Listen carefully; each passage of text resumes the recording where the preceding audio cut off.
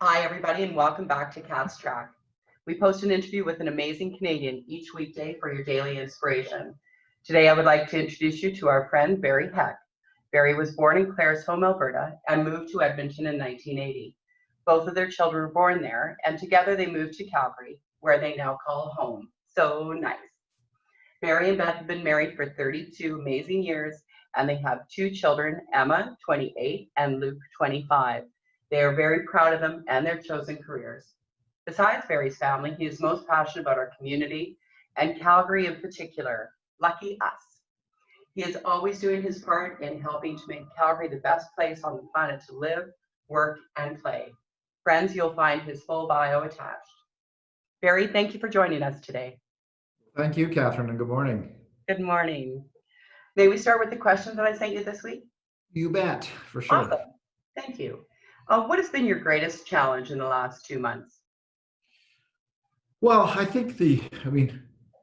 my greatest challenge always, but it's been amplified the last 2 months, is really finding the right balance in everything, and really, relationships is core to my being and my values. So in this instance, finding the right balance on the personal side between, making sure you take care of yourself first and foremost, and your family and your team members and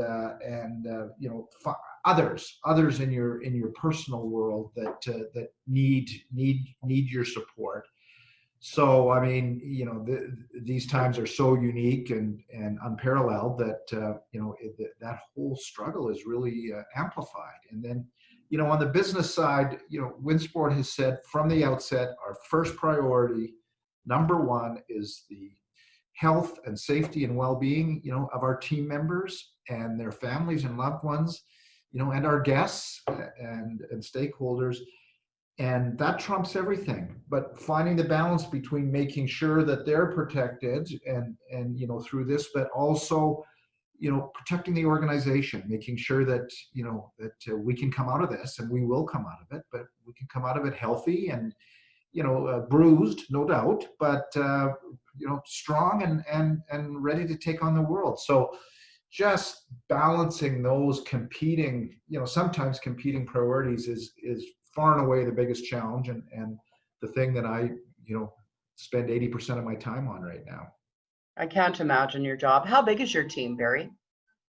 Well, it varies throughout the year, but when March 16th hit, which is when we ceased operations, we had approximately, I'm doing the math, we probably had about 700 people on the payroll of various functions, lots of seasonal ski instructors, just incredible team members.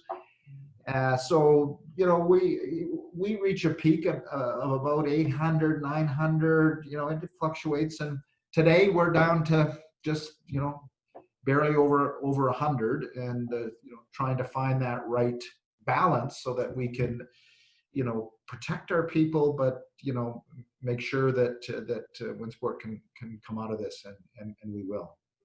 You're a great leader, Barry. May I ask one other question that's a little off script? Sure. Do you have any advice for all of us with regard to any mental health or brain health activities that you've done with your team, or do you have support in that way?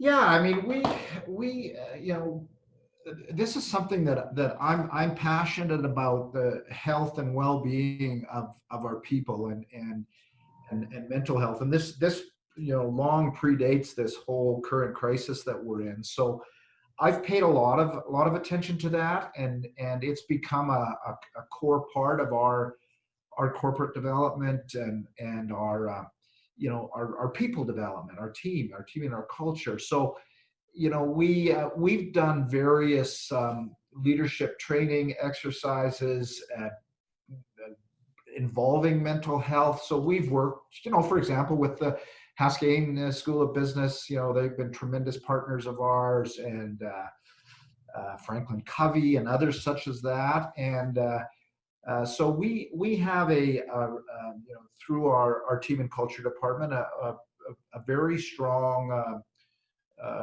presence and knowledge of the importance of mental health. And so I can't give you any real specific things that we've done lately, just because none immediately popped to mind, other than to say we've really ramped up our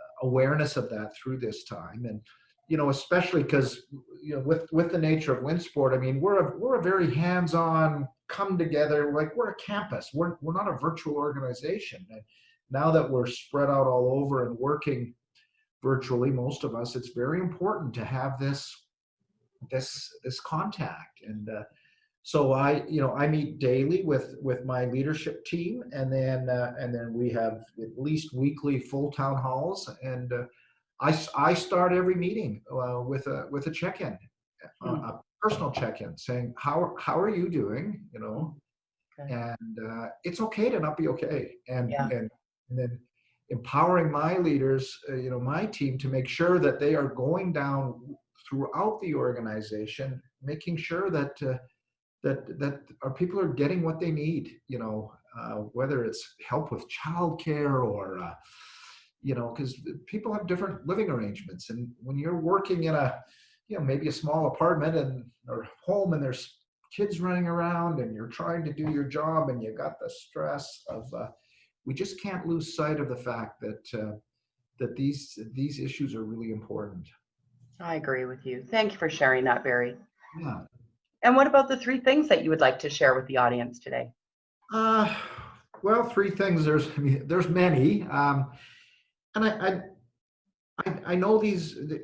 I've thought a lot about this, and they may seem trite, but they're not, and they're especially heightened, during this time. So I think number one, and this is my number one, my number one operating principle, and again, it's really amplified in this time, is just the importance to embrace your relationships, embrace and nurture, and starting with your relationship with yourself. And you've got to make sure that you're healthy and you're able to to help those and support those that need your support. It's kind of like,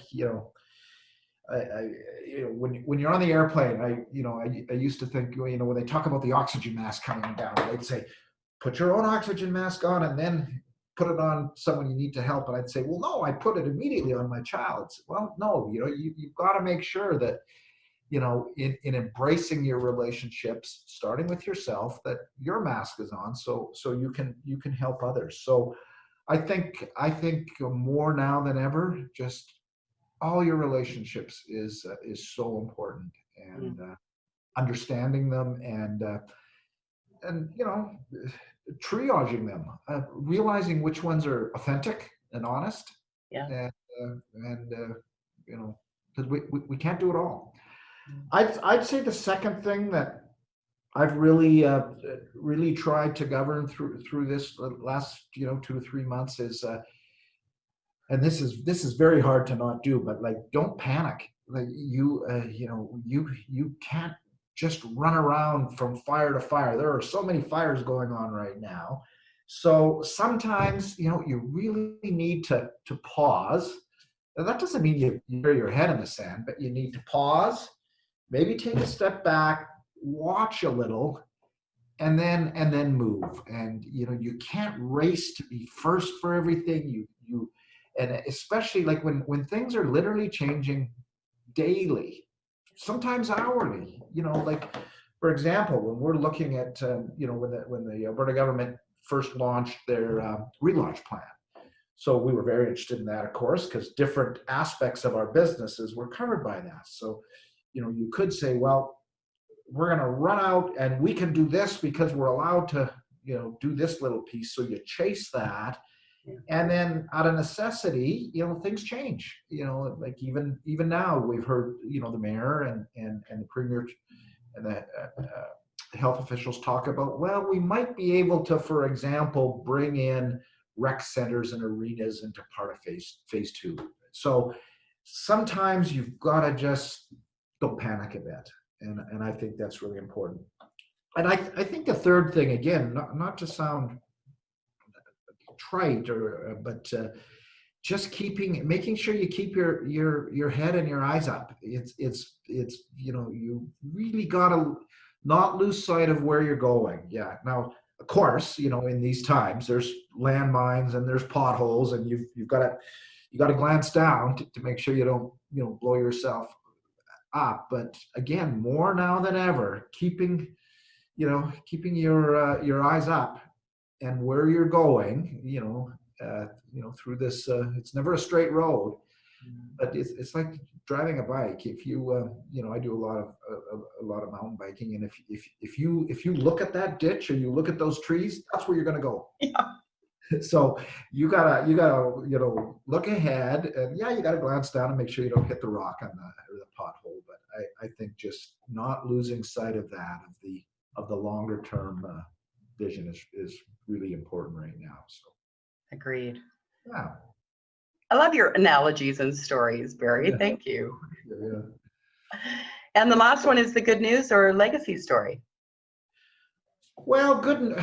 I'm going to talk about legacy because it's so it's, to me, is at the heart of Winsport and my involvement of Winsport. And when I was asked to join the organization in 2009, just as a volunteer board member, and at that point in time, Winsport was just kind of finishing this beautiful the Market McPhail Center and our $200+ million renewal, and the organization was transforming, and but there was a realization that we to succeed we have to continually rejuvenate and pivot and adjust and adapt, and then I became CEO in 2013 now, I guess. So so I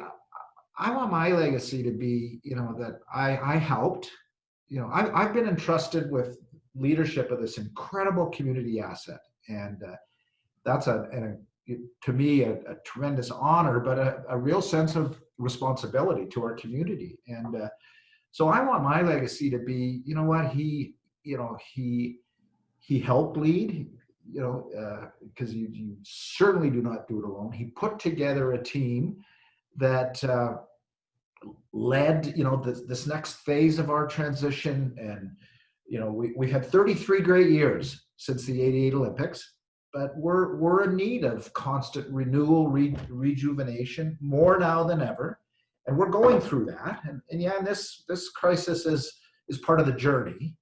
So, so when, I would like my legacy to be, he helped lead and rebuild and rejuvenate so that Winsport and Ken Olympic Park, is good and solid for the next 40 years now. Yeah. And including navigating through all the different challenges that we faced along the way. And yeah, this is a big one. This is a big one, but it's not just about this. So it's he helped. He helped do this for Calgary and Alberta and Canada, and just this incredible asset that we have in our city. So that's my dream as to what I'd like my legacy to be, but only as a part of an amazing team that does this. Oh, I love it, Barry. Such a humble leader, and I'm so glad you've chosen Calgary and Alberta as home. Oh, You and Beth. yes. Well, thank you. Thank you for joining me today. All right, Catherine, thank you very much, and stay safe and be well, and I look forward to chatting to you again soon. You too, my friend. All right, bye-bye. Bye. Everybody, that was Barry Heck with Winsport on our last Cats Track. So I look forward to seeing you next time.